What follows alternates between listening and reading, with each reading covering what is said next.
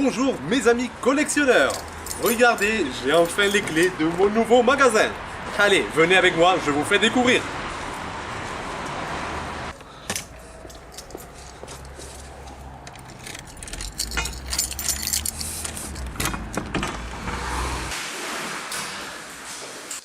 Donc voilà le rez-de-chaussée, là où je mettrai normalement tous les vélos à la vente. Donc c'est hyper cool. Bon, il y a ce gros bureau qu'il faudra virer, on verra comment je vais faire. Et en plus il y a la clim, c'est super, elle est réversible, donc ça veut dire que cet hiver je n'aurai pas froid, contrairement à mon ancien atelier. Donc bon, il y a beaucoup de travail à faire, comme vous voyez, il y a pas mal de choses. Je pense qu'il faut refaire la peinture, il faut tout réaménager. Mais bon, ça va être très sympa. Après ici, nous avons un coin, une porte, une mystérieuse porte. On va ouvrir pour voir ce qui se passe. Wow. Et voilà, il y a les toilettes ici. Donc ça c'est superbe, car dans mon ancien atelier, je n'avais pas de toilette et je ne vais pas vous dire comment je faisais, car vous n'allez pas me croire. Donc bon, après ici, il y a un petit coin kitchenette, donc c'est super. Désolé, il n'y a pas encore d'électricité, je viens de l'avoir, donc j'ai contacté EDF pour le contrat. Donc je vais mettre la lumière dans mon téléphone. Donc là, comme vous voyez, il y a un sous-sol, un escalier. Bon, je sais pas si on va voir grand chose avec la caméra. Bon, c'est hyper excitant tout ça. Mais bon, quand je pense au travail qu'il faut faire, ça va être chaud. Bon, voilà, donc ici, je sais pas si vous voyez quelque chose. Voilà, donc c'est le sous-sol. Donc ici, peut-être, je pense que je vais aménager mon atelier. Désolé si vous avez un peu le tournis. Ça tourne, vous voyez rien. Bon, normalement, demain, j'ai l'électricité. Demain je commence les travaux, c'est parti pour une nouvelle aventure.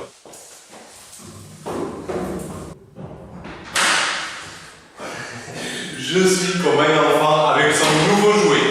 Mais il faut savoir que ça n'a pas toujours été ainsi. Donc je vous propose, dans la vidéo d'aujourd'hui, de découvrir mes années de misère à l'époque où je travaillais dans un box et où je m'initiais à la réparation de vélos vintage. Bon, ne soyez pas trop dur avec les commentaires, j'étais débutant, je faisais des réparations un peu douteuses, mais c'est comme ça que j'ai appris et que j'ai évolué. Allez les gars, c'est parti! Bonjour et bienvenue dans ce nouvel épisode du Seigneur des vélos.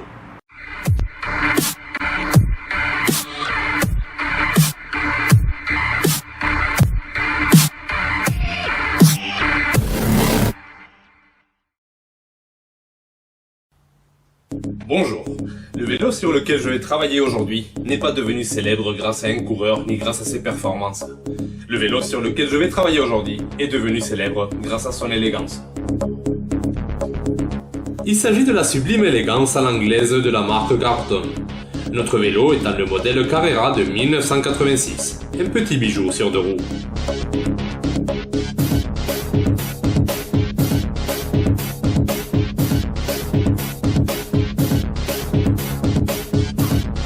Il s'agit d'un vélo que vous pourrez certainement léguer à vos enfants. C'est un vélo réputé pour sa résistance et pour le savoir-faire de son fabricant.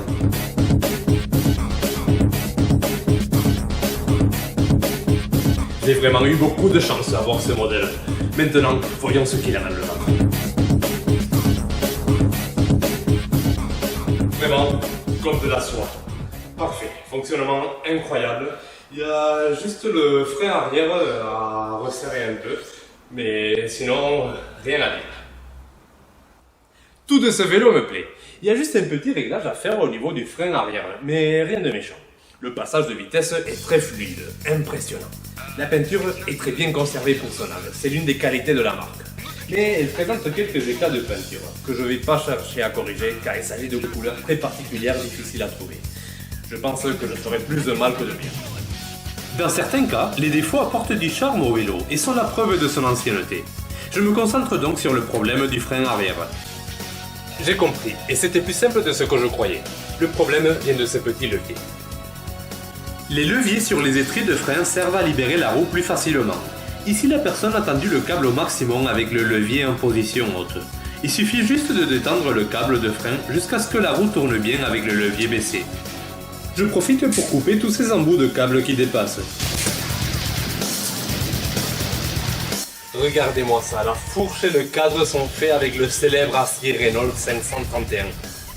Conçu par le fabricant de tubes anglais Reynolds, le 531 était parmi les tubes les plus réputés dès sa création en 1935 jusqu'à l'arrivée de son successeur, le 753, en 1967. Bien, j'ai terminé la guidoline. Par contre, lors de l'essai de tout à l'heure, j'ai remarqué que le guidon est très relevé. Je vais le redresser un peu. La partie inférieure et horizontale du guidon doit être parallèle au tube supérieur du cadre. Perhaps you need another shot. Bien, j'ai fini tous les réglages. À vrai dire, il n'y en avait pas beaucoup. Maintenant, je vais procéder au nettoyage, même si ce vélo n'en a pas trop besoin.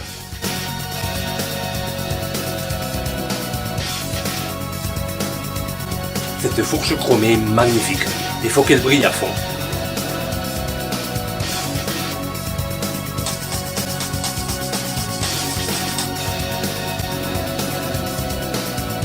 Pour terminer, j'ajoute les bouchons de valve manquants et mon identifiant personnel, le célèbre maillon de chaîne doré.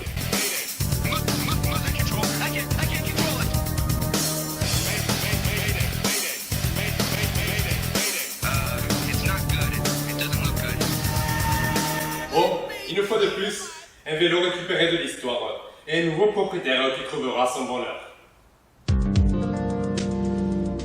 Bon, il est temps de faire les comptes. Le vélo m'a coûté 150 €. Je n'ai pas eu à faire la peinture, les pièces étaient en bon état, donc à part quelques réglages, rien n'a été remplacé. Juste 5 € de produits consommables et je m'en sors pour un total de 155 €.